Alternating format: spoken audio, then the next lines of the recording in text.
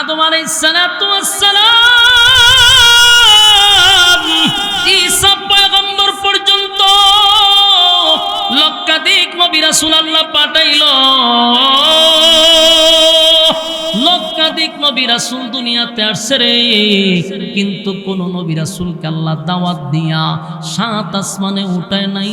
আমার আল্লাহ সাত আসমানে উঠায় নাই, সিদরাতুল মুনতাহা টপকায় নাই, আরশে আজিমে বসায় নাই। বন্ধুরে বন্ধুর পাশে বসাইয়া আল্লাহ গল্প করে, এটাও ওয়ালা সাউফা ইউতিকা রাব্বুকা ফাতারদা। এই আয়াতের ব্যাখ্যা হতে পারে যে আল্লাহ বন্ধুরে খুশি করব, অচিরেই খুশি, অচিরেই আপনাকে খুশি করব। পরবর্তীতে মেরাজ হতে পারে, মক্কা বিজয় হতে পারে, আরেকটা কারণ হতে পারে হাসরের মাঠে নবীকে আল্লাহ একটা সুপার পাওয়ার দিবে। সুবহানাল্লাহ, একটা পাওয়ার দিবে, পাওয়ার। এই পাওয়ারটা শুধু সমস্ত নবী রাসূলগণের মধ্যে আমার নবীকে দেওয়া হবে, এর বাহিরে কোনো নবী রাসূলকে এই পাওয়ার দেওয়া হবে না। পাওয়ারটার নাম হলো সুপারিশ। পাওয়ারটার নাম কি? হ্যাঁ যুবক ভাইরা, আজকাল অন্য নবীর কথা তো বাদে, এখন দেখা যায় অনেক ফিররাও বলে সুপারিশ করে। এরা ওয়াজ করেনি, কত ফির কত মুরিদান বানায়, কয় সুপারিশ করব। চিন্তা করেন, অথচ আমরা কোরআন হাদিস রিসার্চ করে যা পাইছি, আমি আয়াত বলি, আপনারা বাংলাতে গিয়ে অর্থ দেখবেন মিলেনি। আল্লাহ বলেন ইয়াউমা ইয়াফিরুল মারউ মিন আখিহি ওয়া উম্মিহি ওয়া আবি ওয়া সাহিবাতিহি ওয়া বানি। যেই সমস্ত পীরেরা বলে আমরা তোমাদেরকে সুপারিশ করব, জুতা দা 5 মিনিট বাইরানির পরে জিগাইবেন এই আয়াতের ব্যাখ্যাটা কর। জুতা দা কয় মিনিট বাড়িবেন? 5 মিনিট বাইরানির পরে কবি আয়াতের ব্যাখ্যা কর। তুই যদি সুপারিশ করে, তা আল্লাহ কি কইছে? আল্লাহ কইছে, আল্লাহ কি কইছে এটাকে উত্তর দেওয়ার পরে তোর ব্যাখ্যা নিয়ে মুখ পড়ে। সূরা আদম থেকে নিয়ে ঈসা সমস্ত নবীরা সেদিন থরথর করে কাঁপতে থাকবে। আল্লাহ বলেন ইয়াউমা ইয়াফিরুল মারউ মিন আখিহি ওয়া উম্মিহি ওয়া আবি। আল্লাহ কয় সেদিন মা তার সন্তানের পরিচয় দিবে না। আমি আপনাদের সামনে যে সূরাটা কমপ্লিট তেলাওয়াত করছি, এই সূরাটা নাজিল হয়েছে প্রশ্নের জবাবে। আবারও বলছি, মনোযোগ সহকারে কথাগুলি শুনবেন, তাহলে বাড়ির যাওয়ার সময় বুঝবেন যে না, একটা সাবজেক্টের উপরে আমরা আলোচনাটা শুনতে পারছি। এটা মাথায় অনেকক্ষণ আমরা থাকবে, কিন্তু ভূমিকাটা মনোযোগ সহকারে শুনতে হবে। নাজিল হওয়ার কারণটা কি ছিল, তার প্রেক্ষাপট কি, কোন ঘটনাকে কেন্দ্র করে, কোন প্রশ্নের উত্তরে আল্লাহ নাজিল করল, এটাকে তাফসীরের ভাষায় বলা হয় শানে নজুল। তো নাজিল হওয়ার কারণটা ছিল রাসূল সাল্লাল্লাহু আলাইহি ওয়াসাল্লাম যখন মক্কাতুল মুকাররমায় কালেমার দাওয়াত দিত, গোপনে দিছে 3 বছর, প্রকাশ্যে আসছে পড়ে। যখন উনি প্রকাশ্যে আসলো কালেমার দাওয়াত দিতে, প্রথমেই উনার রক্তের মানুষগুলো ওনাকে বাধা দিছে, গোষ্ঠীর মানুষ বাধা দিছে। তারপরে আশপাশ মানুষ নবীকে এই দাওয়াতের ক্ষেত্রে বাধা দিছে। বাদাম যখন মানল না, তখন তারা সমালোচনা শুরু করলো। এই ভাই সাহেব কথা বল করে দাঁড়ে বই, আবার কথা বলনি, কথা কই না, কথা কই না, রিল্যাক্স। এখন বুঝেন, যখন নিজের মানুষ প্রথম দিক দিয়ে বাধা দিছে, এরপরে বাধা রাসূল না মানার কারণে বিরোধিতা শুরু করছে, এরপরে সমালোচনা, অপপ্রচার, এক কথায় যেভাবে রাসূলকে গাইল করা যায়। কিন্তু আল্লাহ রাসূল কি থামছে? কাজ চালায় গেছে, থামে নাই। শেষ পর্যন্ত তারা বিভিন্ন ভাবে রাসূলের চাচা আবু তালেবের কাছে গেছে যে আপনার বাতি জায়গায় সামলান, বাপ দাদার ধর্ম পালন করে আইতেছি, সে চুনকালি মারতেছে। আল্লাহ রাসূলের চাচাও রাসূলকে বুঝাইছে। আল্লাহ রাসূল বলছেন, চাচা আমাকে আল্লাহ ফাটাইছে এই কাজের জন্য, আমার মিশন সাকসেস করতে। এতে আপনার চাচাও যদি আমার বিরুদ্ধে যান, তামাম পৃথিবী যদি আমার বিরুদ্ধে যায়, আমি থামবো না। এটা আমাকে আল্লাহ দায়িত্ব দিছে, তাই দায়িত্ব পালন করতে যদি আমাকে শাহাদাত বরণ করতে হয়, সেটাও করব। কাফেররা রাসূলকে অফারও দিছে, লোভ দেখাইছে, রাজত্ব দিবে, নারী দিবে, বাড়ি দিবে, অর্থ দিবে। রাসূল বলছে সূর্য চন্দ্র দুইটা দেওয়া সম্ভব না, কিন্তু সূর্য আর চন্দ্র যদি দুই হাতে দেন তাও সম্ভব হবে না। সুবহানাল্লাহ। তো তারা বুঝলো যে না, হবে না। পরে তারা রাসূলের সাথে কয়েকবার বসছে, মিটিংয়ে বসছে এটা সুরাহা করার জন্য। কিন্তু যতবার তারা বসে ততবারই রাসূলের সঙ্গে তারা হাইরা যায়। যতবারই টকশোতে বসছে ততবারই তারা হাইরা যায়। কোনোভাবেই রাসূলের সঙ্গে তারা কথা বলে পারে না। বিজ্ঞ বিজ্ঞ মক্কার সবচেয়ে শিক্ষিত লোকগুলা একত্রিতভাবে বসত, কিন্তু এমন এক কথা রাসূল বলে উত্তর দেওয়ার মতো যোগ্যতা কারো নাই। সুবহানাল্লাহ। তো তারা বারবার লজ্জা পায়, বারবার লজ্জা পায় যে আমরা যে এতবার যাই কিন্তু তার সাথে তো কথা বলে পারি না, কি করা যায়? তো এদের মধ্যে একজন লোকে বলতেছে যে শুনো, আমরা কিয়ামত পর্যন্ত যদি মুহাম্মদের সাথে কথা বলতেই থাকি ততবারই আমরা হারতে থাকবো, কোনোভাবেই আমরা জিততে পারবো না। কারণ তার কাছে যে এলেম এটা আসমানি এলেম, আর আমরা যে এলেম লইয়া যাই এই এলেম দুনিয়ার জাগতিক এলেম, এটা দিয়ে পারা যাবে না। যেমন এর একটা বাস্তব এক্সাম্পল আপনারা দিলে বুঝতে পারবেন। গত 16 বছর আপনারা টকশো দেখছেন, কিতা দেখেন, বইয়া সিরিয়াল দেখেন, ইতা তো দেখেন না, দেশের খবর রাখতে হয়। 16 বছর টকশো হয়েছে কিভাবে জানেন না? 5টা নাস্তিক থাকতো, একজন আলেমরে রাখতো পরিকল্পিতভাবে। উদ্দেশ্য তাদের একটাই ছিল, জাতির সামনে আলেমদেরকে ছোট করা, মানক্ষুণ্ণ করা। কারণ এরা মনে করছে বাগা বাগা একেবারে শিক্ষিত নাস্তিক গুলার এনে বসাই তার একজন আলেমরে ইনভাইট করতে। কিন্তু আল্লাহর কি কুদরত, এক আলেমই 5 নাস্তিকরে হুতায়া দিত।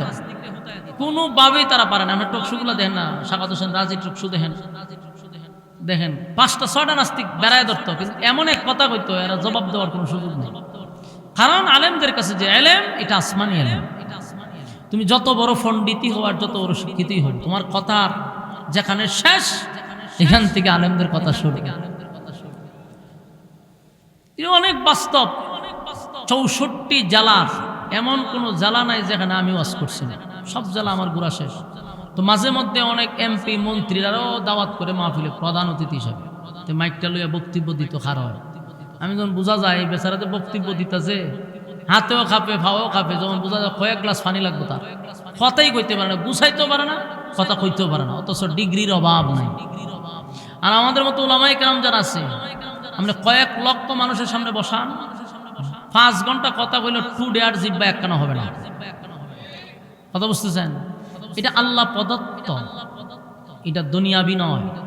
তো রাসূলের সঙ্গে তারা কথা বলে যখন পারলো না, হাইরা গেল, তো এদের মধ্যে একজনে বলতেছে যে ওনার কাছে যে এলেম এটা তো আসমানি এলেম, আমরা পারবো না।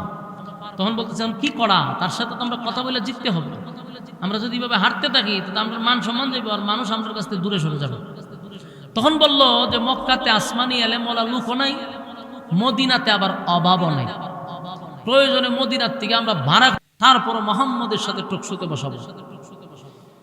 যেই কথা সেই কাজ। এর একটা টিম একত্রিত হইয়া 400 কিলোমিটার দৌড়াইয়া মদিনায় গেছে। সেখানে গিয়া তাওরাতের যে আলেম, এই তাওরাতের আলেমদের কাছে গিয়া বলল যে আমরা বহু দূর থেকে আসছি, মক্কা থেকে আসছি, আমাদের বংশের, আমাদের রক্তের, আমাদেরই বাতিজা, কিন্তু এখন হঠাৎ করে নিজেকে রাসূল দাবি করে, একত্ববাদী খোদার দাওয়াত দেয়, 360 মূর্তিকে অস্বীকার করে। তার সাথে ডিবেটে বসি, বারবার হারি, যতবারই তার সাথে কথা বলি ততবারই আমরা লজ্জিত হই, কোনোভাবেই কথা বলে তার সঙ্গে পারি না। কথা বুঝতেছেন? তাওরাতের আলেমরা যখন সব বর্ণনা শুনল, শোনার পরে বলল ঠিক আছে, আমি বলি আপনারা উত্তর দিবেন। ওই তাওরাতের আলেমরা কিতাবের দিকে তাকায় রইছে, বলতেছে ওনার বংশের নাম কি কুরাইশ বংশ? মক্কার মানুষ হয়েছে, আমরা কিছু কইবার আগে উনি জানলো কিভাবে? বললো জি হ হ হ কুরাইশ বংশ। ওনার বাবা তো দুনিয়াতে উনি আসার আগেই বিদায় হওয়ার কথা। ওনার বাবার নাম কি আব্দুল্লাহ ছিল। মক্কার মানুষ তো অবাক হয়েছে, ঘটনা কি? আমরা আসলাম এদেরকে নেওয়ার জন্য, এখন এরা দিয়ে আমরা আগেই তত্ত্ব দেওয়া শুরু করছে। হ আব্দুল্লাহ ছিল। মার নাম কি আমেনা ছিল? বলে হ আমেনাই ছিল। দাদার নাম কি আব্দুল মুত্তালিব ছিল, খানায় কাবার মুতাওয়াল্লি ছিল? বলে হ। এভাবে একটার পর একটা বর্ণনা দেওয়া শুরু করছে। সুরত বলতে লাগলো, চেহারা বলতে লাগলো, আখলাক বলতে লাগলো। যত বলে মক্কার মানুষ অবাক হয় যে আমরা আসার আগে তত্ত্ব পাইল কোথায়? তাওরাতের আলেম বলল এই তত্ত্ব আমার কিতাবে দেওয়া আছে। সুবহানাল্লাহ। উনি যে আসবে কিতাবে সব বর্ণনা দেওয়া আছে। তো তোমাদের বক্তব্য অনুযায়ী আমরা যেই নবীর অপেক্ষায় ছিলাম উনি সেই লোক। সুবহানাল্লাহ। তো বললো যে আমরা আর যাওয়ার দরকার নেই, আমরা আর এখানে যাওয়ার দরকার নেই। ওনাকে গিয়ে 3টা প্রশ্ন করবা, যদি 3 প্রশ্নের জবাব উনি দিতে পারে চোখ বন্ধ করে তোমরা কালেমা পড়ে ঈমান আনবা। বুঝতেছেন নি ঘটনা? এরা গেছিল বাড়া কইরা আনতো রাসূলকে কথা দিয়ে হারাইবার লেগে, মানে হেরাই কইতেছে যে আপনি যান 3টা প্রশ্ন করবেন, যদি 3 প্রশ্নের জবাব দিতে পারে তাহলে উনি আল্লাহর পয়গাম্বর, সন্দেহ নাই। কারণ এই 3 প্রশ্নের জবাব কোন নবী রাসূল ছাড়া পৃথিবীর কেউ দিতে পারবে না। ব্যর্থ হইয়া ভারাক্রান্ত মন নিয়ে তারা আবার মদিনার থেকে 400 কিলোমিটার দূরে মক্কায় আসছে। মনটা খুব খারাপ, গেছিল হায়ার করে আনবার লেখা।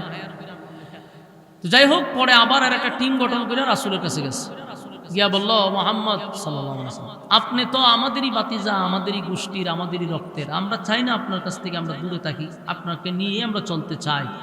কিন্তু প্রশ্ন হলো আমরা আপনাকে 3টা প্রশ্ন করব, যদি 3 প্রশ্নের জবাব দিতে পারেন তাহলে আমরা সবাই আপনার কাছে কালেমা পড়ে ঈমান আনব।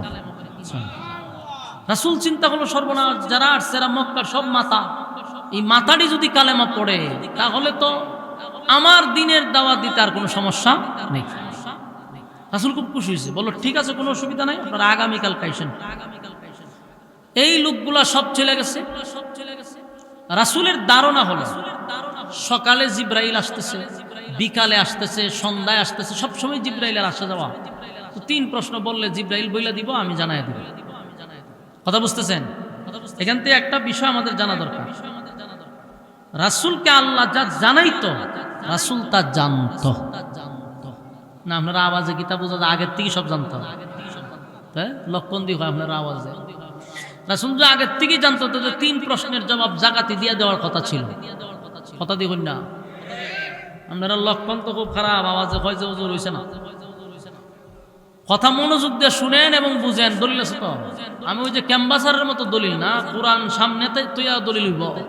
আল্লাহ কোরআনের এই সূরা কেন নাজিল করতে বিলম্ব করলো, এটা তো শানে নজুল আছে তো, সাবাবাজির ক্যাম্বাসারি না, মনোযোগ দিয়ে শুনেন। যখন 3 প্রশ্ন তারা রাসূলের কাছে করলো, রাসূল সাথে সাথে কেন উত্তর দিল না? এটা প্রমাণ করে রাসূলকে আল্লাহ যতক্ষণ না জানাইছে রাসূল ততক্ষণ কোনো কথা বলতেন না। রাসূল বললেন আমি আগামী কালকে জানাবো। তার মানে জিব্রাইল জানাইলে রাসূল জানবে, আল্লাহ যতক্ষণ না জানায় রাসূল বলবে কেমন? কিন্তু ঘটনাক্রমে জিব্রাইল আসছে না। জিব্রাইল আসে নাই, রাতেও না দিনেও না, পরের দিন আবার লোক আইছে। কিউ আমরা প্রশ্নের উত্তর কই? রাসূল আজকেও বলতেছে যে আজকেও হবে না, আগামীকালকে আসেন। 2 দিন গেল, কিন্তু আগামীকালকে যে বলছে এদিনও জিব্রাইল আসে নাই। এখন ঘটনা কি? 2 দিন, 3 দিন, 4 দিন, 5 দিন, 6 দিন পর্যন্ত এরা খালি গেছে আর আইছে, আর রাসূল প্রত্যেক দিনই হয় আগামীকাল আগামীকাল। আচ্ছা এখন আসেন, আপনারা এই মসজিদের যিনি ইমাম সাহেবের কাছে আপনারা একজন মুসল্লি গিয়ে হুজুর আমার একটা ফতোয়া দরকার, দেখেন জানি মাসলাটা কীভাবে হইব। ইমাম সাহেব বলছে ঠিক আছে আপনি কালকে আইসেন।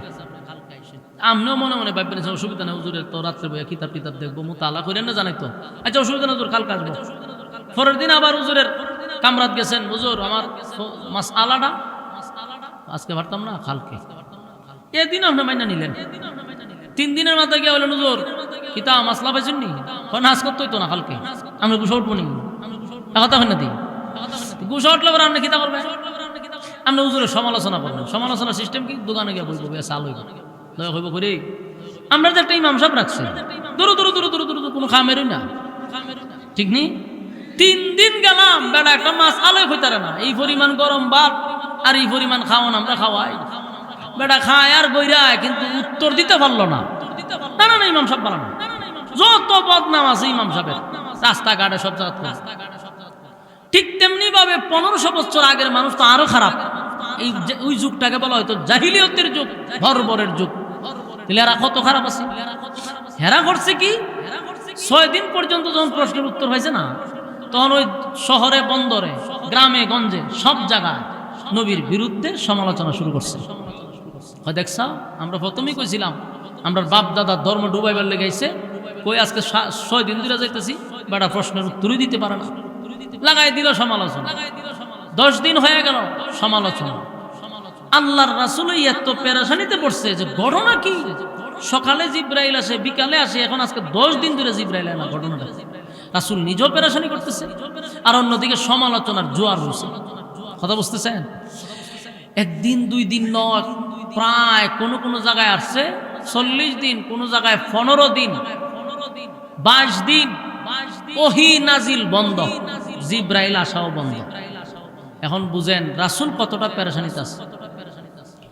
আল্লাহর রাসূলের কাছে মানুষ বিভিন্ন মন্তব্য করে, বিশেষ করে নবীর আপন চাচি আবু লাহাবের বউ একদিন কইতেছে, মুহাম্মদ তোমার কাছে যে একটা শয়তান আইতো ওনারা নাউজুবিল্লাহ আসেনি, আপন চাচি উম্মে জামিল। তার মানে শয়তান কারে বলছে? জিব্রাইলকে বলছে।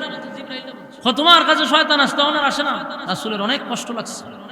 আবার কেউ কেউ বলতেছে মুহাম্মদের আল্লাহ মুহাম্মদকে ভুলে গেছে, নাউজুবিল্লাহ। এখন বলুন নবীর কতটা কষ্ট। নিজের মানুষ নবীর বিরোধিতা করতেছে, আল্লাহ ভুলে গেছে, এমন কথা তো নবী সহ্য করতে পারতেছে। রাসূল কাঁদতেছে, টানা 15 দিন আল্লাহর পয়গম্বর চোখ দিয়া পানি জড়াইছে। কতদিন? 15 দিন কাঁদছে, ওহী বন্ধ। এখানে তাফসীর কারকরা আরো কয়েকটা কারণ উল্লেখ করছে। ওহী বন্ধ হওয়ার আরো কয়েকটা কারণ ছিল।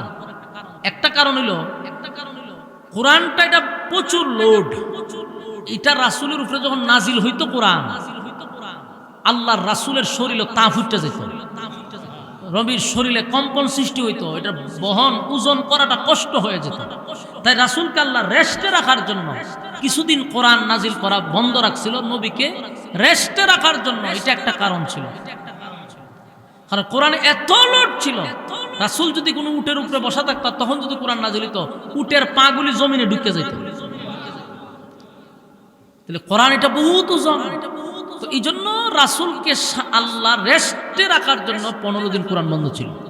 কিন্তু কাফের বেঈমানরা এটা নিয়ে পুরা তুলফার সৃষ্টি করে দিয়েছে। আর নবী প্রতিদিন কান্দে, প্রতিদিন কান্দে, প্রতিদিন কান্দে। কানতে কানতে নবী অস্থির, দৌড়ায় যায় আসমানের দিকে, তাকায়, গিরে জিব্রাইল আয় না কা। এদিকে রাসূলকে গালির উপরে গালি, 3 প্রশ্নের জবাব দিতে পারে। কানতে কানতে রাসূল একদিন তাকায় দেখে জিব্রাইল আসমান থেকে নামতেছে। সুবহানাল্লাহ। 15 দিন পরে জিব্রাইল নামছে। আল্লাহ রাসূলের মনের মধ্যে কষ্ট, চতুর্দিকে রাসূলের বিরোধিতা শুরু হয়েছে। জিব্রাইল এসে রাসূল অভিমানের সুরে বলল, তোমার আজকে আওয়ার সময় হয়েছে। আল্লাহ রাসূল কাঁদতেছে। জিব্রাইল 15 দিন পর্যন্ত গোটা মক্কা নগরীর অলিতে গলিতে, এমন কি আমার নিজের মানুষ সহ সব জায়গায় আমার বিরোধিতা চলতেছে। কেউ কেউ বলতেছে আমার আল্লাহ নাকি আমারে ভুলে গেছে, কেউ কেউ বলতেছে আমার মালিক আমারে ভুলে গেছে। জিব্রাইল, আমার মালিক সত্যি কি আমারে ভুলে গেল? কি এমন অপরাধ আমি করলাম, কি এমন কাজ করলাম যে মালিক আমার উপরে রাগ কইরা কোরআন নাজিল করে না? জিব্রাইল নেই, ফোনটা কি ভাই কেন বইয়া করতে আসতেন? তাই না আমার উপরে কেন সেটা বুঝেন গা, বইয়া কথা কর। আল্লাহ রাব্বুল আলামিন বলেন, জিব্রাইল আলাইহিস সালাতু ওয়াস সালামকে যখন পাঠাইলেন জমিনে, রাসূল তাকায়া দে জিব্রাইল আসছে। অভিমানের সুরে বলতেছে, জিব্রাইল 15 দিন আমারে গালমন্দ করলো, গোটা মক্কার মানুষ আমার বিরোধিতা শুরু করে দিল। এত কানলাম, জিব্রাইল কেন আসলি না?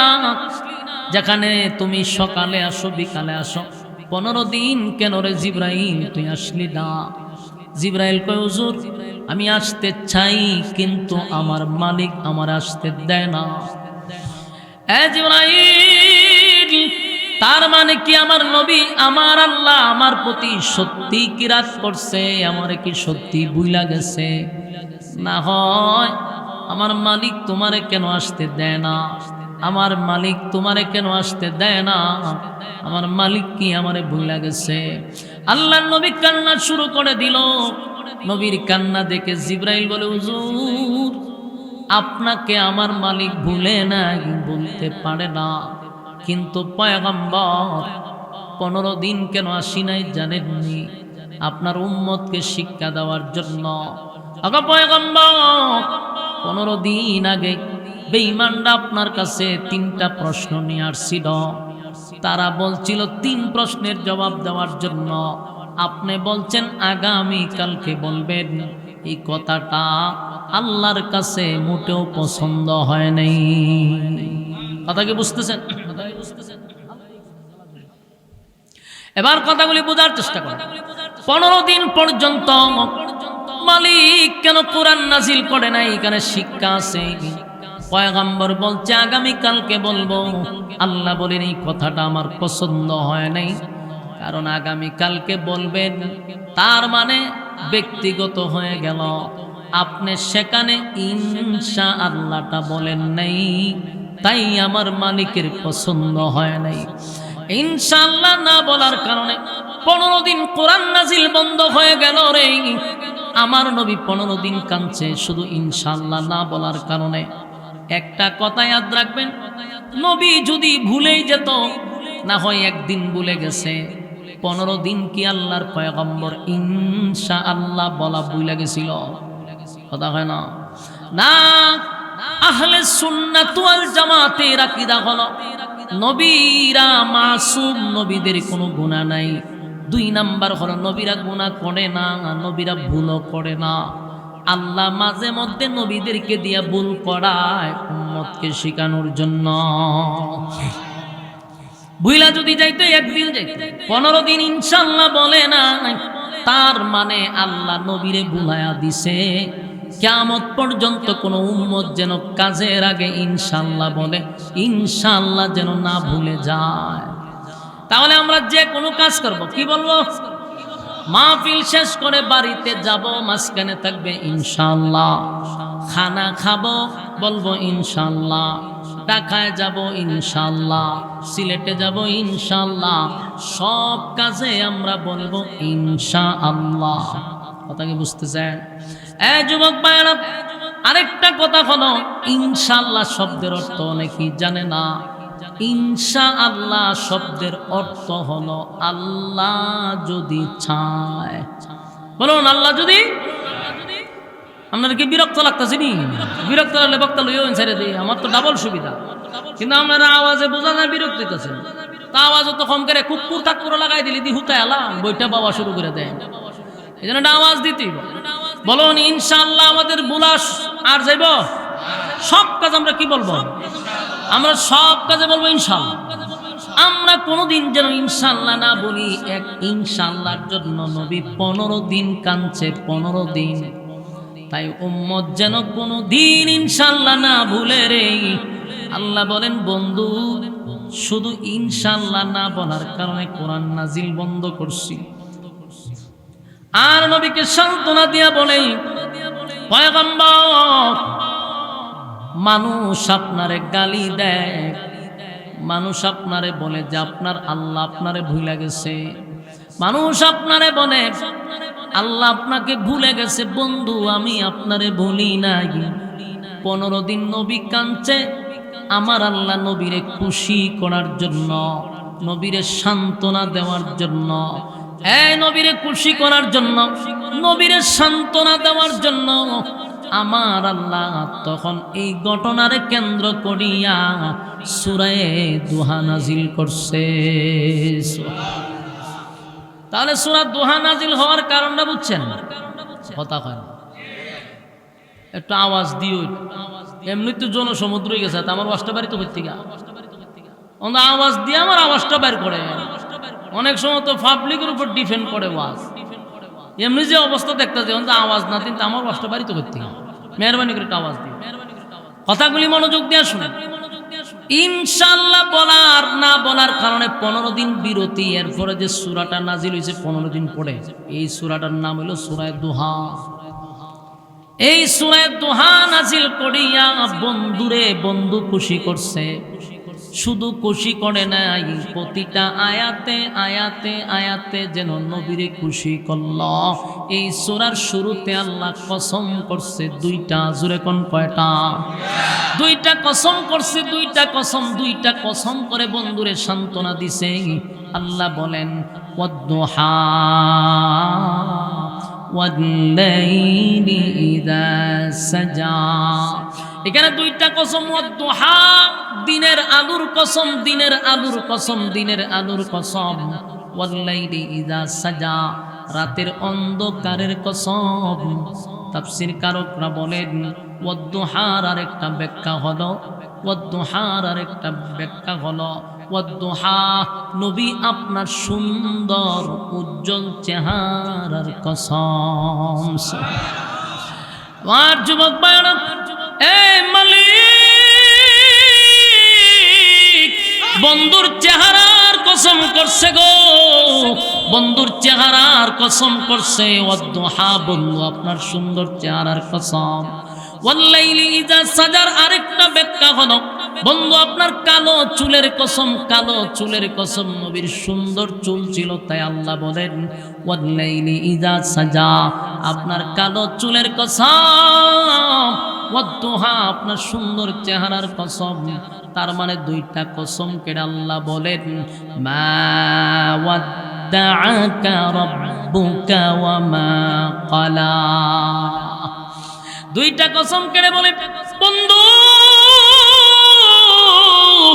আপনার সুন্দর চেহারার কসম, আপনার কালো চুলের কসম।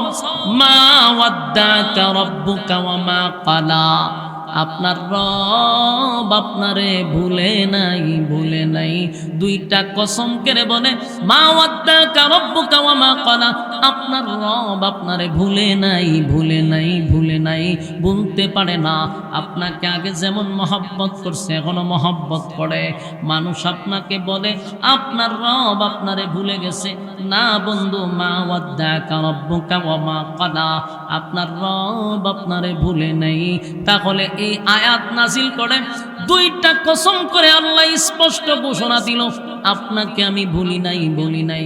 প্রতিটা আয়াতের দিকে খেয়াল করবেন যেন বোঝা যায় আমার নবীরে খুশি করার জন্য আল্লাহ প্রতিটা আয়াত নাজিল করছে। সুবহান। দুইটা কসম করে বলে মা ওয়াদ্দাকা রাব্বুকা ওয়া মা ক্বালা আপনার রব আপনারে ভুলে নাই। এরপর আল্লাহ বলেন ওয়ালাল আখিরাতু খায়রুল লাকা মিনাল উলা। আল্লাহ বলেন ওয়ালাল আখিরাতু খায়রুল লাকা মিনাল উলা দুনিয়াতে আপনাকে আমি যা দিলাম, যা দিলাম, যা দিলাম বন্ধু কিছুই না, দুনিয়া কিছুই না, দুনিয়া কিছুই না। ওয়ালাল আখিরাতু খায়রুল লাকা মিনাল উলা বন্ধু আপনাকে পরবর্তীতে আমি এর থেকে কোটি কোটি গুণ বেশি দিব। চিৎকার দিয়া কোন সুবহান। আল্লাহ বলেন ওয়ালাল আখিরাতু খায়রুল লাকা মিনাল উলা বন্ধু দুনিয়ায় আপনাকে যা দিছি গো কিছুই না, কিছুই না, কিছুই না, এর থেকে কোটি কোটি গুণ বেশি পরকালে আপনার জন্য বরাদ্দ রাখছি। খুব খেয়াল করবেন প্রতিটা আয়াত যেন নবীরে খালি খুশি করে, প্রতিটা আয়াত যেন নবীরে খুশি করে। ওয়ালাল আখিরাতু খায়রুল লাকা মিনাল উলা। এখানে আরেকটা মেসেজ হলো যিনি দুনিয়া বানাইলো সেই মালিক নবীরে বলতেছে দুনিয়া কিছুই না, দুনিয়া কিছুই না, আমি আপনার জন্য পরবর্তী যুগে এর থেকে কোটি কোটি গুণ বেশি রাখছি। সুবহান। এরপর আল্লাহর পরের আয়াতে বলেন ওয়ালাসাউফা ইউতিকা রাব্বুকা ফাতারদা। আল্লাহ বলেন ওয়ালাসাউফা ইউতিকা রাব্বুকা ফাতারদা বন্ধু অচিরেই অচিরেই অচিরেই আপনাকে আমি খুশি করব, অচিরেই আপনাকে খুশি করব, এই অচিরেই আপনাকে খুশি করব। এই আয়াতের ব্যাখ্যা তাফসীর কারকরা বলেন এটার অনেকগুলা কারণ হতে পারে। আল্লাহ বলেন ওয়ালা সাউফা ইউতিকা রাব্বুকা ফাতারদা, অচিরে আপনাকে আমি খুশি করব। কেমন খুশি করবে, এটা কিসের ইঙ্গিত যে আপনাকে অচিরে খুশি করব? এর একটা কারণ তাফসীর কারকরা বলেন হয়তোবা মক্কা বিজয় রাসূলকে তখন বুঝাইছিল, হয়তোবা 7 আসমানে মেরাজে নবীরে নেওয়া হয়েছিল, এটার ইঙ্গিত হতে পারে। আরেক হাসরের মাঠে নবীকে আল্লাহ খুশি করবে। وَلَسَوْفَ يُعْطِيكَ رَبُّكَ فَتَرْضَى, এটার একটা কারণ মক্কা বিজয়। 2 নম্বর কারণ হতে পারে আল্লাহ রাব্বুল আলামিন বন্ধুরে দাওয়াত দিয়া, বন্ধুরে দুনিয়ার থেকে দাওয়াত দিছে, দাওয়াত দিয়া 7 আসমান টপকাইয়া আরশে আজিমে নিছে বন্ধুরে বন্ধুর পাশে বসাইয়া আমার আল্লাহ বন্ধুর সঙ্গে গল্প করছে। সুবহান। আদম আলাইহিস সালাতু ওয়াস সালাম ঈসা পয়গম্বর পর্যন্ত লক্ষাধিক নবী রাসূল আল্লাহ পাঠাইলো, লক্ষাধিক নবী রাসূল দুনিয়াতে আসছে রে, কিন্তু কোন নবী রাসূলকে আল্লাহ দাওয়াত দিয়া 7 আসমানে উঠায় নাই। আমার আল্লাহ 7 আসমানে উঠায় নাই, সিদরাতুল মুনতাহা টপকায় নাই, আরশে আজিমে বসায় নাই, বন্ধুরে বন্ধুর পাশে বসাইয়া আল্লাহ গল্প করে।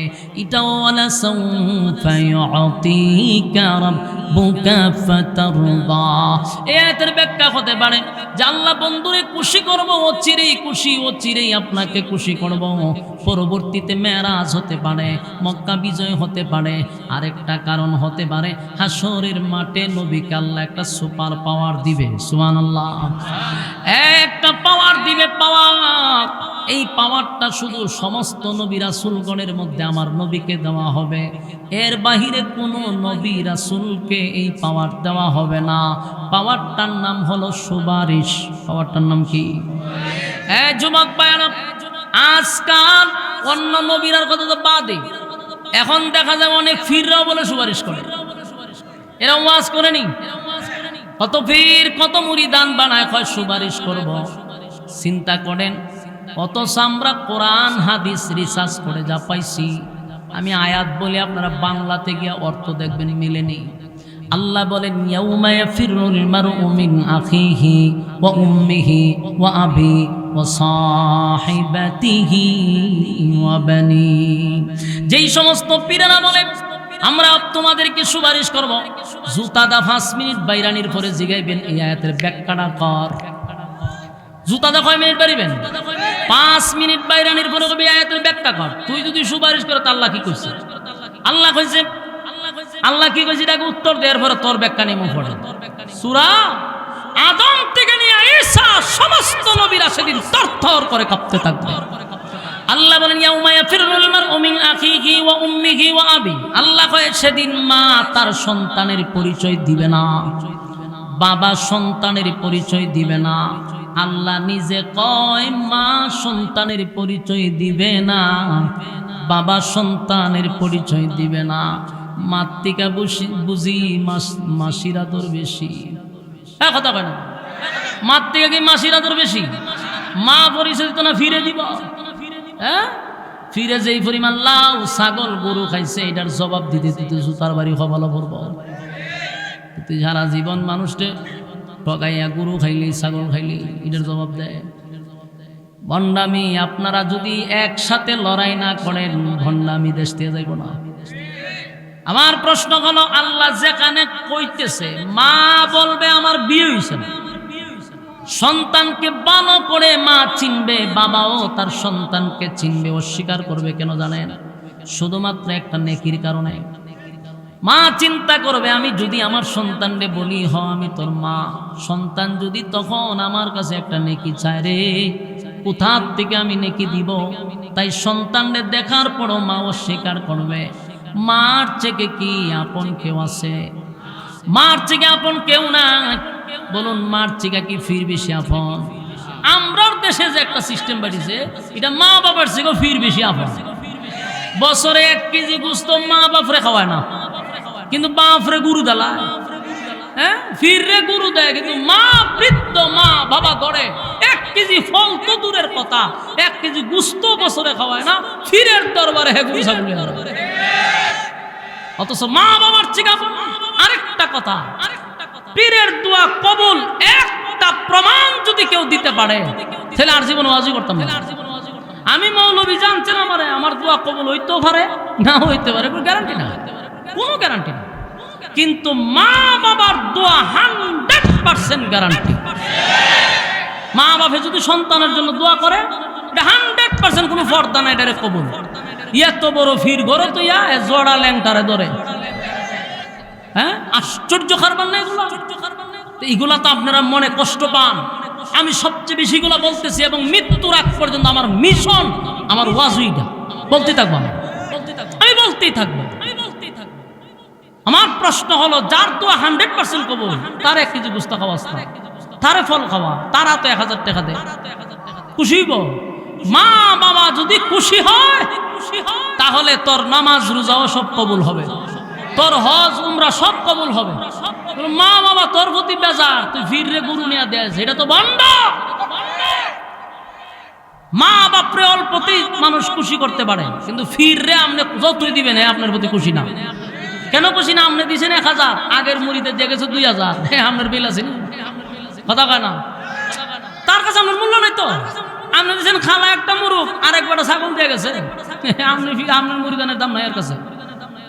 কিন্তু মা বাবাকে আপনি 500 টাকা হাতে দেন, খুশি, ঠিক নেই? মাঝে মধ্যে মা বাবার হাতে টাকা দিবেন, এটা খুশি, দোয়া কবুল হইব। ফিরে দিয়া জীবনে খুশি করতে পারবেন না। আমার মতো হুজুর আপনি খাওয়াইও খুশি করতে পারবেন না। আপনি দিয়েছেন 10 পদ খাবার, কালকে আমি খাবো 20 পদ, আপনার কথা আমার ইয়াদ থাকবো? দরকার নাই তো। আপনি নিজের মা বাপরে খাওয়া, এই জায়গা খুশি, আর সে আজিম খুশি। সুবহানাল্লাহ। ফিরছি না গিয়া ধরে জড়ারে, মুত্যা ফানি লয় না, এটারও ধরে। আমার যুবক ভাইরা, আমাদের দায়িত্ব হলো বলা, আর আপনাদের কাজ হলো মানা।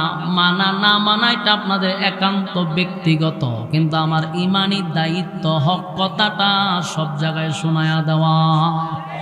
আমি আমার দায়িত্ব পালন করছি। মানা না মানা এটা আপনার একান্ত ব্যক্তিগত। আমি বলছি না যে আপনার মানতেই, এটা আপনার ব্যাপার। রাসূলকে আল্লাহ দুনিয়ায় পাঠায় বলছে, হুজুর আল্লাহ নিজে বলছে, পয়গম্বর বন্ধু আপনারা পাঠাইছি আমি ওয়াজ করবার লাগা। হেদায়েত আমি দিব কাকে আর কারে দিব না, এটা তো আমার ব্যক্তিগত। রাসূল যদি হেদায়েতের মালিক হইতো, তাহলে আবু তালেব সবার আগে জান্নাতে যেত, কথা কয় না? আবু তালেব সবার আগে জান্নাতে চলে যেত। কিন্তু আবু তালেব জান্নাতে যায় না কেন? নবী হেদায়েতের মালিক না, নবী ওয়াজ করছে, আল্লাহ সিদ্ধান্ত নিছে কারে হেদায়েত দিবে কারে দিবে না। আমরার ওয়াজ করা হইলো দায়িত্ব, হেদায়েত দিবে আল্লাহ, কথা ঠিক?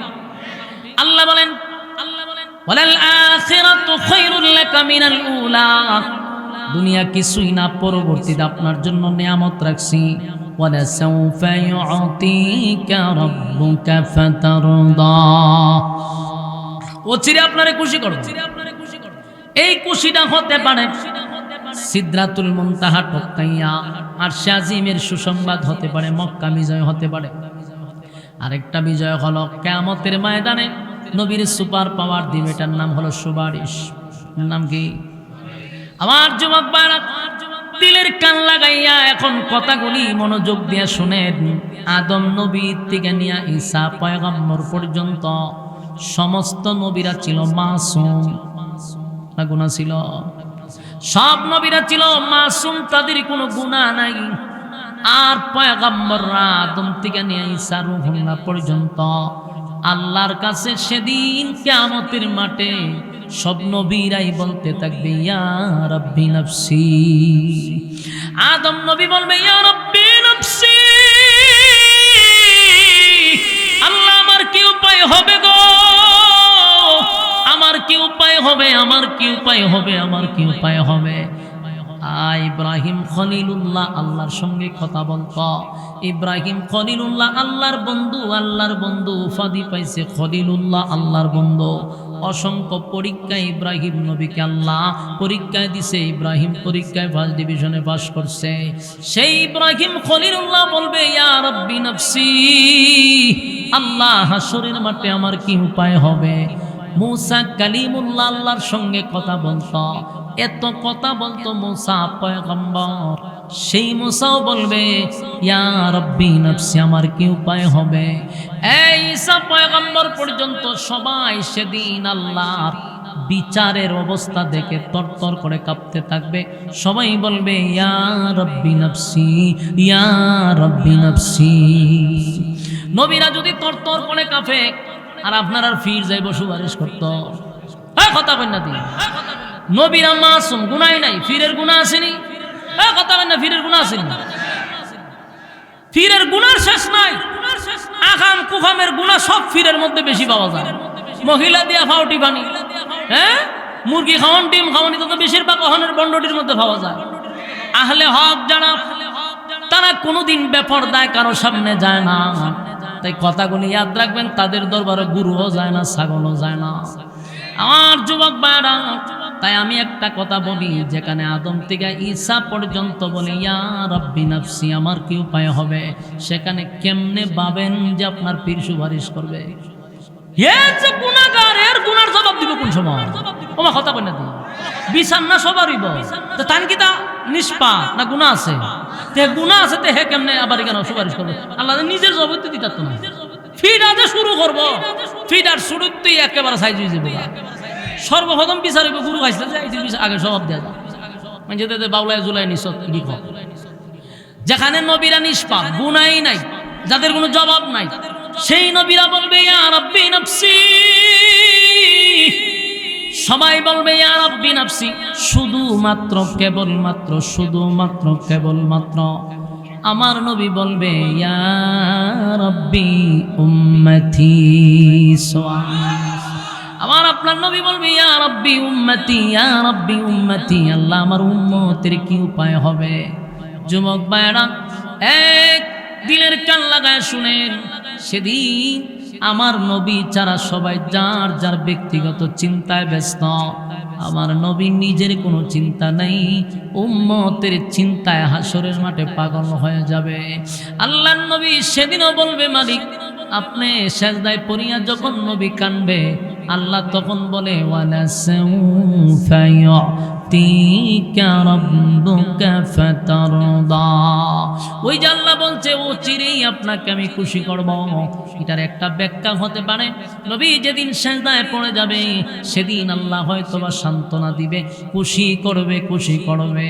তবে কিতাবে বিভিন্ন সিরাত গ্রন্থে পাওয়া যায়, পয়গম্বর আল্লাহর কাছে বলবে মালিক কি এমন খুশি আমারে করবেন, আমাকে ততক্ষণ পর্যন্ত আপনি খুশি করতে পারবেন না যতক্ষণ আমার গুনাহগার উম্মত জাহান্নামে থাকবে। আমার একটা উম্মত যদি জাহান্নামের আগুনে জ্বলে গো, আমি নবীরে আপনি খুশি করতে পারবেন না। আল্লাহ বলেন ওয়ালা সাউফা ইউতিকা রাব্বুকা ফাতারদা। চিরে আপনাকে খুশি করব। এরপরে আল্লাহ বলেন আলাম ইয়াজিদকা ইয়াতীমান ফাআওয়া। আল্লাহ বলেন আপনাকে কি আমি ইয়তীম অবস্থায় পাই নাই? ওই আগের জায়গায় আসেন, সূরাটা নাজিল হয়েছে নবীরে খুশি করার জন্য, ইয়াদ আছে কথা কই না। এখন আয়াতের দিকে ফলো করেন, প্রতিটা আয়াতে কিন্তু নবীরে খুশি করতেছি। আল্লাহ বলেন আলাম ইয়াজিদকা ইয়াতীমান ফাআওয়া, মানে নবীরে বুঝাইতেছে বন্ধু আপনি কি ইয়তীম ছিলেন না, আমি কি আপনাকে ইয়তীম অবস্থায় পাই নাই। কেন বলছে জানেন? ওই যে নবী 15 দিন কাঁদছে, মানুষ নবীরে বলছে আপনার আল্লাহ আপনারে ভুলে গেছে, আপনার রব আপনারে ভুলে গেছে। তাই প্রতিটা কথায় আল্লাহ বন্ধুরে খুশি করতেছে। দেখবেন কোন বন্ধুর সাথে যদি বন্ধুর দূরত্ব হয়, ঝগড়া হয়, বন্ধুর সাথে বন্ধুর যদি কোনো অভিমান হয়, এক বন্ধু আরেক বন্ধুরে শুনাইয়া বলে, দোস্ত তোর যেই সময় তোর কিছুই ছিল না, আমি তোরে টাকা পয়সা দিয়া ব্যবসা দড়াইয়া দিছি, তুই বিদেশ যাওয়ার সময় আমি টাকা দিছি, অমুক জায়গায় মুসিবতে পড়ছ আমি তোরে উদ্ধার করছি, তোর সব বিপদে আমি ছিলাম, তোরে সাইরা যাই নাই। এই কথাগুলি বলার উদ্দেশ্য হলো বন্ধুরে স্মরণ করায়া দেওয়া, অতীত তোমার সঙ্গে ছিলাম, এখনো তোমার সঙ্গে আছি। আমার যুবক ভাইরা, আল্লাহ বলেন আলাম ইয়াজিদকা ইয়াতীমান ফাআওয়া, বন্ধু আপনি কি এতিম ছিলেন না? আমি আল্লাহ কি আপনাকে এতিম অবস্থায় পাই নাই? আমি কি আপনাকে আশ্রয় দেয় নাই? ওই অতীতের কথা নবীর স্মরণ করাইয়া সান্ত্বনা দিতেছে। এরপর আল্লাহ বলেন ওয়াজাদাকা দাল্লান ফাহাদা, আল্লাহ রাব্বুল আলামিন বলেন বন্ধু আপনি তো পথ হারা অবস্থায় ছিলেন, অবহেলিত ছিলেন, কারণ নবীর বাবা নেই, নবীর মাও চলে গেছে, দাদাও চলে গেছে, আত্মীয় স্বজন নবীর পাশে নাই, নবী এতিম, এই অবস্থায়ও আমি আপনাকে ছাড়ি নাই, পথ হারা হইতে আপনাকে আমি দেই নাই। কারণ যেই ছেলেটার মা না থাকে, বাবাও যদি না থাকে, আত্মীয় স্বজন যদি তার কাছে না থাকে, এই ছেলেটা ভালো হয় না, এটা পড়ালেখাও করতে পারে না, এই ছেলেটা আস্তে আস্তে টুকাই হয়, পথভ্রষ্ট হয়, ঠিক নেই। আল্লাহ বলে বন্ধু আপনার বাবা নাই, মাও নাই, কেউ নাই, তখনও আমি আল্লাহ আপনাকে বলি নাই। বন্ধু আপনি পথ হারা হইতে আমি আপনাকে দেই নাই, আপনি অবহেলিত থাকলেও আমি আপনার কাছ থেকে যাই নাই। ওয়াজাদাকা দাল্লান ফাহাদা, আমি আপনাকে তখনও ছাড়ি নাই। এরপর আল্লাহ বলেন ওয়াজাদাকা আইলান ফাআগনা, এই আয়াতটা একটু খেয়াল করবেন। আল্লাহ বলেন ওয়াজাদাকা আইলান ফাআগনা, বন্ধু আপনি কি নিঃস্ব ছিলেন না? আপনি কি গরিব ছিলেন না? আমি আপনাকে ধনী বানাইলাম, আপনি গরিব ছিলেন, আমি আপনারে ধনী বানাইছি। সুবহানাল্লাহ। ওয়াজাদাকা আইলান ফাআগনা, আপনারা বাংলাতেও দেখে নেবেন অর্থগুলা। আল্লাহ বলেন ওয়াজাদাকা আইলান ফাআগনা, আপনি গরিব ছিলেন, আমি আপনারে ধনী বানাইছি। তার মানে আয়াতে কি বুঝলেন? নবী কি সব সময় গরিব ছিল না এক সময় আল্লাহ ধনী বানাইছে? তাহলে সারা জীবন যে ওয়াজ করে, খানো দূরে ওয়াজ করে, নবীর পেটে পাথর, নবী গরিব কইতে দেশটার বড় বদলিস। এই ইসলামটার একেবারে বিক্ষুকের জায়গায় নিয়ে গেছে। কিছু নামদারি ভণ্ডগুলি কোরআন পড়ে না, কোরআনের ব্যাখ্যা জানে না, ভালো করে সূরা ফাতিহাটাই পড়তে পারে না। এদেরকে যদি বলি বল সূরা ফাতিহাটা আমরা সামনে পড়তে পারবো না, এই জন্য ভালো কোনো জায়গায় এদের ইমামতিও নাই। আমার আফসোস লাগে, শুধু এক জায়গার ব্যাখ্যা করস কেন আরেক জায়গার ব্যাখ্যা কর। নবী গরিব ছিল অস্বীকার করি না, নবীর পেটে পাথর ছিল অস্বীকার করি না। এই ওয়াজটা পাবলিক আর কত শুনাইবি? এখন পাবলিক এটা শোনা নবী ধনী ছিল, এই ওয়াজ শোনায় না। নবী যে দেশের প্রেসিডেন্ট ছিল অনেকেই জানে না। হ্যাঁ আমার কথা বুঝতেছে? নবী যে দেশের প্রেসিডেন্ট ছিল, রাষ্ট্রনায়ক ছিল, অনেকেই জানে না, অনেক উম্মত জানে না। কেমনে জানবে? ওই যে টিকলিওয়ালারা বুঝাইছে নবীর ভেড়ো ভাত্তর, নবী গরিব। তো নবীর ভেড়ো ভাত্তর গরিব কইয়া তুই কেমনে মুরগের রান্না তোমায় যে খামড় দেশ? তুই নওয়াজ করে গেলে নবীর ভেড়ো ভাত্ত খান্দায় মান্দায় গেলে তুই মুরগের রান খাস কেমনে? তো লজ্জা করে না? খাস কেমনে? মানুষকে কথাগুলি জানানো দরকার। আমার নবী দেশের প্রেসিডেন্ট ছিল, নবী রাষ্ট্র পরিচালনা করছে, এই কথাগুলির থেকে উম্মতকে অনেক দূরে সরাইছে। এই জন্য আজকে এটার প্রভাব কি পড়ছে জানেন? আজকে আলেমরা রাজনীতি করতে গেলে রামবামরা আমাদেরকে বলে হুজুররা রাজনীতি হয়েছে গো। এই কথা বলার সাহস পায় কোথার থেকে জানেন? এই সমস্ত টিকলিওয়ালা বক্তাদের কাছ থেকে। সারাটা জীবন নবী গরিব বলে ওয়াজ করছে, কিন্তু নবী যে দেশ চালাইছে বিন্দু পরিমাণ এই অজ্ঞ বক্তাগুলি জানে না, শ্রোতাদেরকেও শোনায় না। এর দ্বারা ইসলামের কতটা ক্ষতি করছে কল্পনা করতে পারবেন না। আলেম সমাজকে একটা দরিদ্রতার মাঝখানে নিয়ে রাখছে।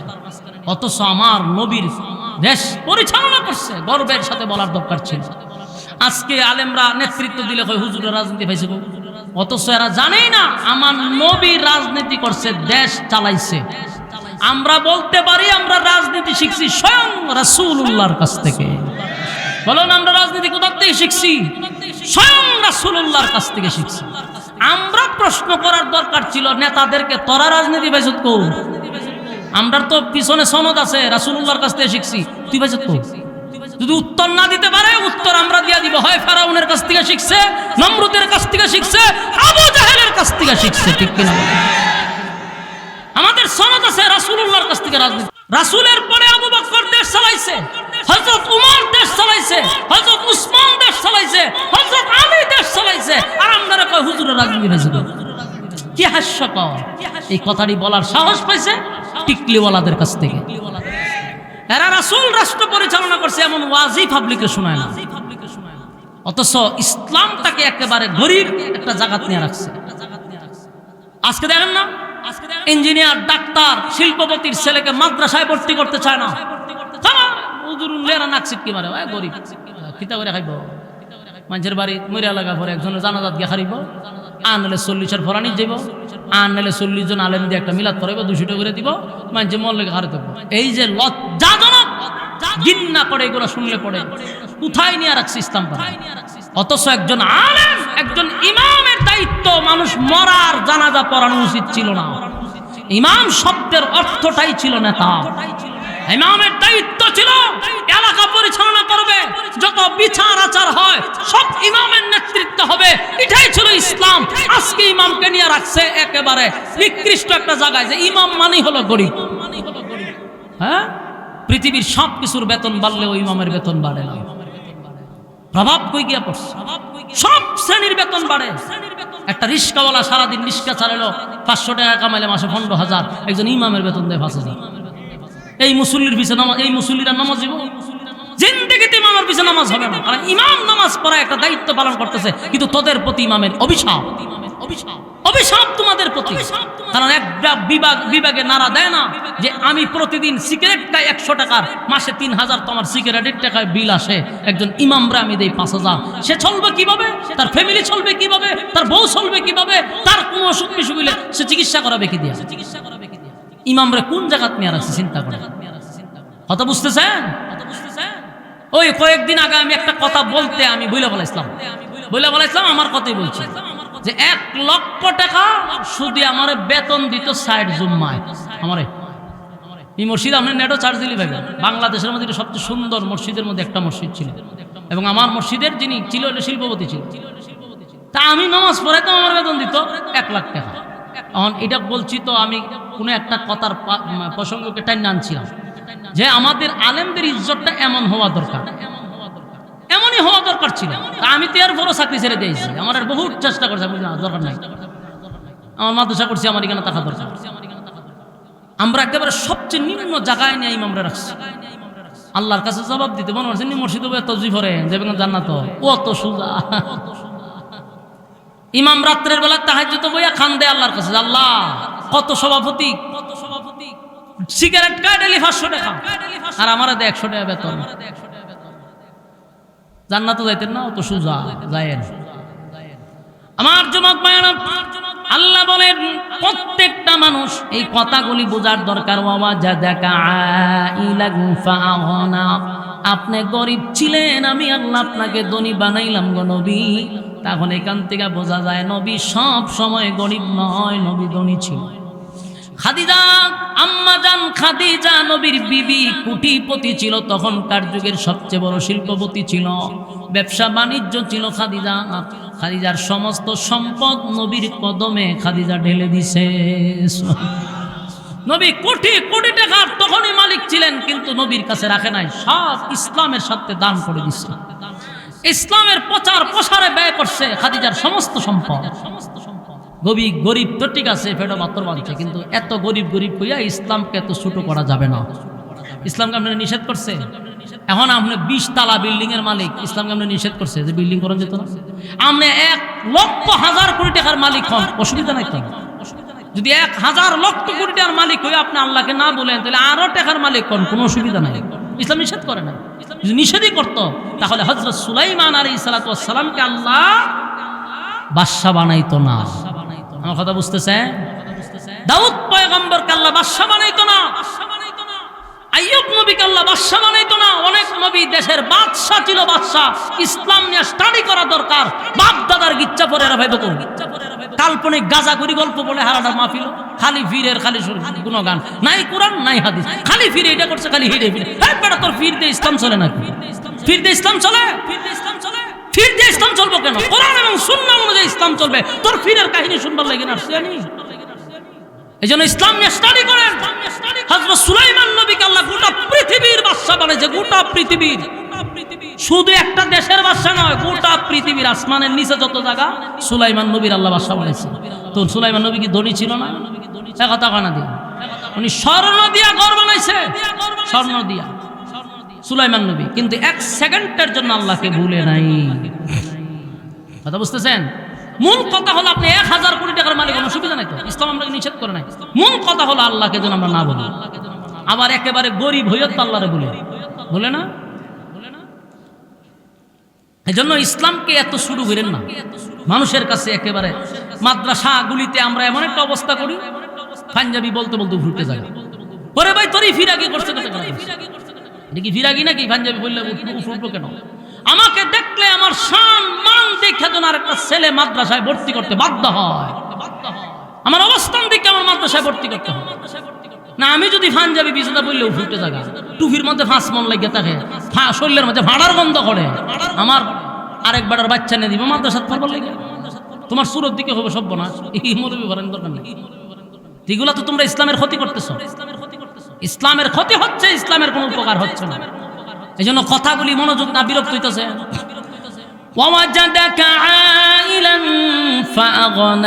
আল্লাহ বলেন আপনি গরিব ছিলেন, আমি ধনী বানাইছি। তাহলে দেখেন প্রতিটা আয়াতে আমার আল্লাহ নবীরে স্মরণ করায়া দেয়। এরপরে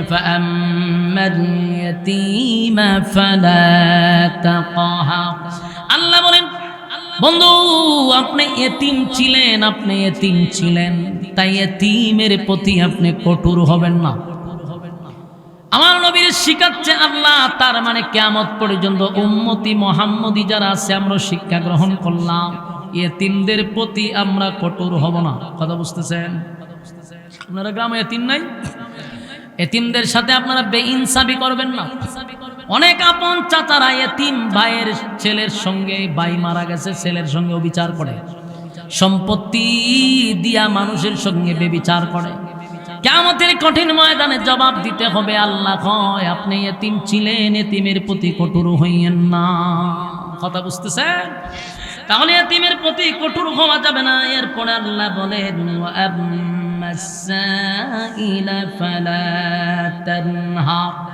এবং আপনি যারা দরিদ্র মানুষ তাদের সঙ্গে কঠোরতা করবেন না, তাদের সাথে এমন ভাবে কথা বলবেন না যে কথার দ্বারা তারা কষ্ট পায়। কথা বুঝতেছেন? মানুষের সাথে আচরণ এমন করা যাবে না যে আমার আচরণে বোঝা যায় যে বাপরে বাপের টেকা অন্য মানুষ ছিল না। আছে না বাপ সাপ ধরে বড় লোক হওয়ার পরে আপনি তুচ্ছ তাচ্ছিল্য করে আপনার সহপাঠীদের সাথে খারাপ আচরণ করতে পারবেন না। ওয়াম্মা বিনিআমাতি রাব্বিকা ফাহাদ্দিস। আল্লাহ বলেন আপনার রব আপনাকে যেই পরিমাণ নিয়ামত দিয়েছে বন্ধু, সেই নিয়ামতের শুকরিয়া আদায় করেন এবং সেই নিয়ামত যে আপনার মালিক দিয়েছে মানুষের সামনে এটা প্রকাশ করেন। আমার যুবক ভাইয়েরা, আমার মালিক আপনি আমারে যতটুক নিয়ামত দিছে এই নিয়ামত পাইয়া আমরা খুশি না বেজার? আল্লাহর কাছে শুকরিয়া আদায় করা দরকার। মালিক যেই হালতে যেই অবস্থায় রাখছো আলহামদুলিল্লাহ। কথা হয় না? আপনারা কি বেজার হইতেছেন? সব হালতে শুকরিয়া আদায় করবো কার? গরিব অবস্থায়ও আপনার বলবো আলহামদুলিল্লাহ। আবার ধনীও যদি হই সেখানে তাইকেও বলবো আলহামদুলিল্লাহ। মুসিবতে যদি পড়ি মুসিবতে পড়াও বলবো আলহামদুলিল্লাহ। আমার মালিক আমার যেই অবস্থায় রাখছে সেই হালতের উপরে আলহামদুলিল্লাহ। আমার যুবক ভাইরা সূরা দুহা নাজিল করে আল্লাহ শেষ পর্যন্ত নবীনে নসিহত করলেন আর প্রতিটা আয়াতে আয়াতে বন্ধুরে খুশি করলেন। এই আয়াতের শুরুতে দুইটা কসম কইরা নবীরে খুশি করলেন। ওয়াদ্দুহা দিনের আলোর কসম, ওয়াদ্দুহা নবীর সুন্দর চেহারার কসম, ওয়াল্লাইলি ইযা সাজা রাতের অন্ধকারের কসম, ওয়াল্লাইলি ইযা সাজা বন্ধু কালো চুলের কসম। মা ওয়াদ্দাআকা রাব্বুকা ওয়া মা ক্বালা দুইটা কসম করে বলে বন্ধু বলি না আপনাকে ভুলি নাই ভুলি নাই ভুলি নাই বলতে পারি না। যুবক ভাইরা গোটা মক্কা নগরীতে চলিতে গলিতে গ্রামে গঞ্জে শহরে বন্দরে সব জায়গায় নবীর বিরোধিতা শুরু করে দিল। আবু জাহেল, আবু লাহাব, উতবা, উতাইবা সবাই বলতে লাগলো দেখছো মুহাম্মদের আল্লাহ মুহাম্মদকে ভুলে গেছে। আমরা তিনটা প্রশ্নের জবাব দিতে পারলো না, সে নাকি আমাদের বাপ দাদার ধর্ম বাদ দিয়া একত্ববাদী খোদার উপরে ঈমান আনার কথা বলে তিনটা প্রশ্নের জবাব দিতে পারে না। 15 দিন আয়াত বন্ধ হওয়ার পরে আল্লাহ যে সূরাটা নাজিল করলো সেই সূরাটার নাম সূরা দোহা। আর দোহার শুরুতে দুইটা কসম কেড়ে গোটা পৃথিবীর উম্মতি মুহাম্মদীকে আল্লাহ জানায়া দিল।